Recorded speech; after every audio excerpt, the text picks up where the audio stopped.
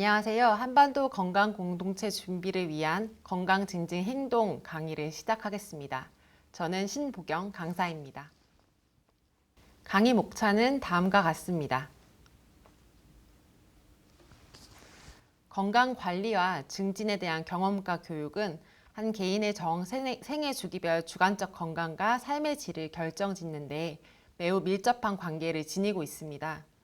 경제적 자원의 한계로 인한 누적된 영양 공급의 부재, 그리고 필수적 의료 보호에 대한 접근성 미약과 같은 건강 불평등의 상황이 오랜 기간 지속되어 온 북한 사회 속 북한 사람들이 경험적으로 체득했을 건강에 대한 지식, 지각, 그리고 행동에는 여러 장애 요소가 존재할 수밖에 없음을 우리는 쉽게 예측할 수 있습니다.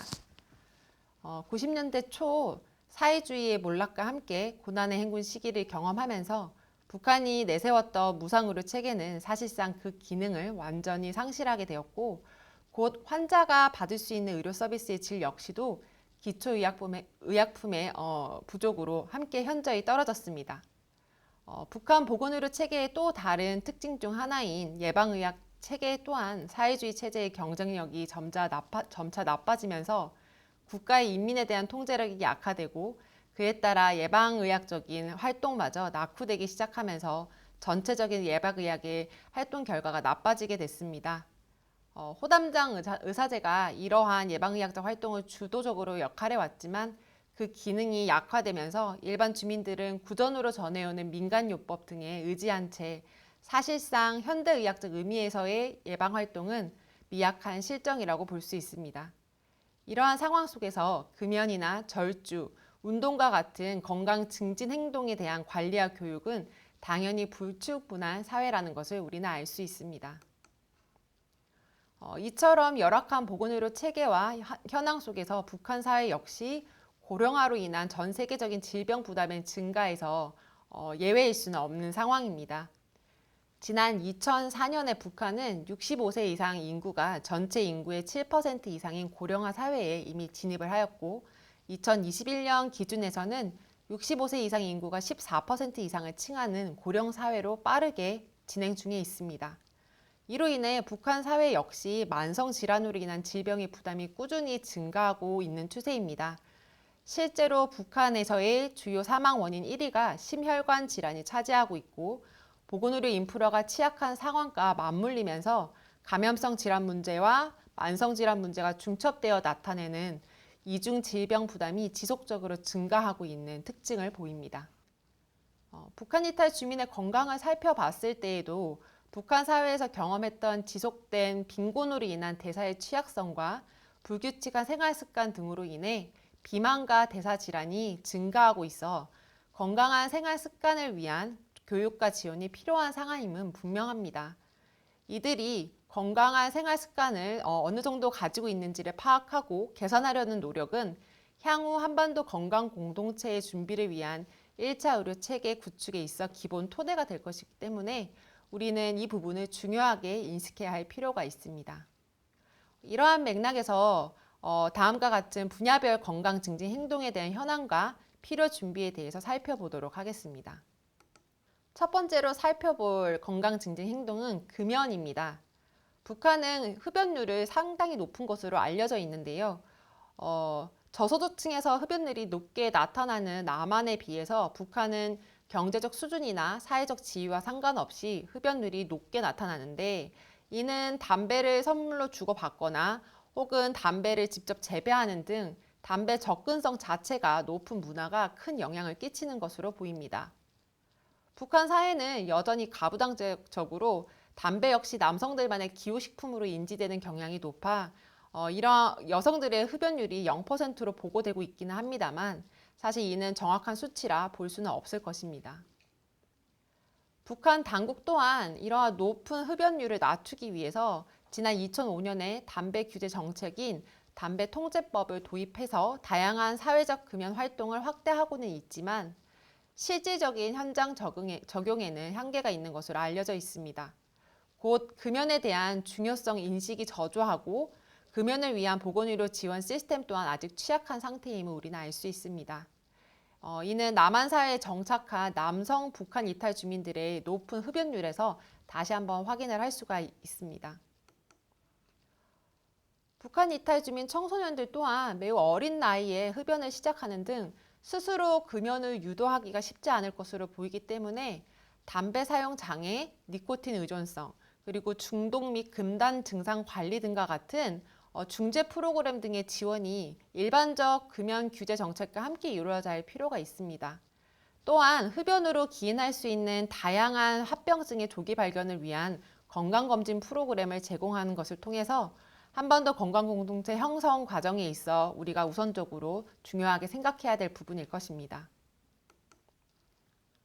다음으로 살펴볼 건강증진 행동은 절주입니다. 세계보건기구에 따르면 아시아 10개국 중 북한 남성의 알코올 섭취율이 1위를 차지하고 있습니다. 북한 이탈 주민들을 대상으로 살펴보았을 때에도 음주자의 비율 및 음주 행동과 알코올 의존도가 남한보다 높게 나타났습니다. 특히 하나원 출소 이후에 사회 환경의 변화로 인한 높아진 정신적 스트레스를 음주로 해결하려는 비율이 증가하고 있는 보고가 있는 만큼 흡연 문제와 함께 알코올 중독에 대한 교육 프로그램을 강화할 필요가 있습니다. 신체 활동에 대한 내용입니다. 북한 주민들은 일상 속에서 노동의 횟수와 강도가 매우 높은 편으로 가급적 몸을 적게 움직이는 것이 오히려 건강에 좋다는 인식을 지배적으로 가지고 있습니다. 이는 곧 노동과 운동의 차이에 대한 이해도가 결여된 상황을 뜻하기도 합니다. 이러한 건강 인식을 지닌 북한 사람들이 남한 사회의 적응 과정에 있어서도 고스란히 영향을 끼쳐 규칙적인 운동의 비율이 낮게 나타나고 있습니다. 건강한 삶을 위해 운동의 필요성과 중요성에 대한 인식과 행동 개선을 교육이 시급한 대목입니다. 다음은 영양입니다. 유엔 보고서에 따르면 북한 주민의 약 40%가 충분한 음식을 공급받지 못하는 긴급 지원이 필요한 상태입니다. 이러한 영양 결핍은 발육 부전, 성장 지연, 각종 질환의 노출 등과 같은 문제로 이어지는데 실제 한국 남성과 북한 이탈 성인 남성 평균 키가 약 10cm 정도 차이가 나는 실정입니다. 남과 북의 사람들이 같은 민족의 점을 고려해 봤을 때 후천적 환경이 건강 상태에 끼치는 부정적 영향을 확인할 수 있습니다. 이러한 불균형적인 영양 섭취 습관은 남한사회 정착 이후에도 이어져서 다양한 건강 문제를 야기하고 있고 또 체계적인 영양 교육과 영양 식단의 지지 프로그램 등이 부족한 현실이기 때문에 우리는 이 부분을 적극적으로 지원할 필요가 있습니다. 다음은 북한 이탈 주민의 비망 예방 및 관리 부분입니다. 북한 이탈 주민 중에서 남한 정착 이후에 과체중과 비만의 비율이 크게 증가하는 특징을 확인할 수가 있습니다. 앞에서 살펴봤듯이 북한 거주 시 영양이 결핍한 상태에 몸이 적응되어 있다가 남한에서의 서구식 고칼로리에 노출되면서 더 심한 체중 증가를 경험하게 되고 그 위험성이 상당히 높아지는 것을 직면하게 되는 것입니다. 또한 북한에서는 경험하지 못했던 식품 영양 성분표 해석과 같은 어려움 등이 더해지면서 건강한 식습관과 건강 체중 등에 대한 올바른 인식에 어려움을 주고 있습니다. 따라서 이 또한 체계적인 건강 프로그램의 중재가 제공되어야 진정한 보건의료 영역에서의 1차 예방의 효과를 얻을 수 있을 것입니다. 암 검진을 포함한 포괄적인 건강 검진이라는 것을 북한에서는 경험해보지 못한 북한 이탈 주민들의 건강 검진 수검률을 높일 필요가 있습니다. 특히 북한에서는 암의 경우에는 치료 자체가 어렵다는 인식이 높아 검사와 치료를 회피하려는 강한 의식을 경험하게 됩니다. 이러한 부정적인 경험이 남한 생활에서도 여전히 영향을 끼치고 있는 것입니다. 이에 건강검진에 대한 거부감, 나아가 경제적 부담감 등에 대한 오해를 줄이고 검진의 필요성과 효용성에 대한 인식 개선이 가능할 수 있도록 지원해야 할 것입니다. 다음은 북한 이탈 주민이 보이는 다양한 중독의 문제입니다. 앞서 살펴보았던 담배와 술뿐만 아니라 다수의 북한 주민들이 마약 사용에 노출되어 있고 그 중독 상태가 급격히 확산되어 가고 있는 것을 여러 보고서를 통해 알 수 있습니다. 북한 내에서도 당연히 마약의 위험성에 대한 인식을 지니고는 있지만 마약 사용자의 수와 빈도가 증가하면서 심각한 사회 문제의 단계에 다다랐다는 것을 알 수 있습니다. 남한 사회에 정착해서 생활하시는 북한 이탈 주민들 중에서도 북한에서 익히 사용해왔던 중국산 마약성 진통제인 정통편 등의 불법적인 거래와 사용을 여전히 성행하고 있기 때문에 반드시 필요할 경우에는 약물 치료와 면담 치료가 병행 지원될 필요가 있습니다. 북한 이탈 청소년들 사이에서는 주로 인터넷 중독이 심각한 문제로 나타나는데요. 여러 환경적인 변화와 그 속에서 경험한 정신적 외상 등으로 인해서 발생하는 우울감, 그리고 현실 도피 욕구 등을 가상 공간의 게임 등으로 해소하려는 경향을 보이는 것입니다. 이러한 우울 증상 문제는 비행 등의 행동 문제와 더불어서 신체화 증상 등으로 이어져 정상적인 사회관계 형성에 어려움이 발생할 수도 있기 때문에 다각도에서의 지원이 특히 청소년들에게는 필요할 것으로 보입니다. 북한 이탈 주민들에게서는 그들이 경험한 여러 외상 경험과 긴밀한 관계가 있는 외상 후 스트레스 증상과 우울 및 불안 장애 등의 유병률이 높게 나타나는 특징을 보입니다.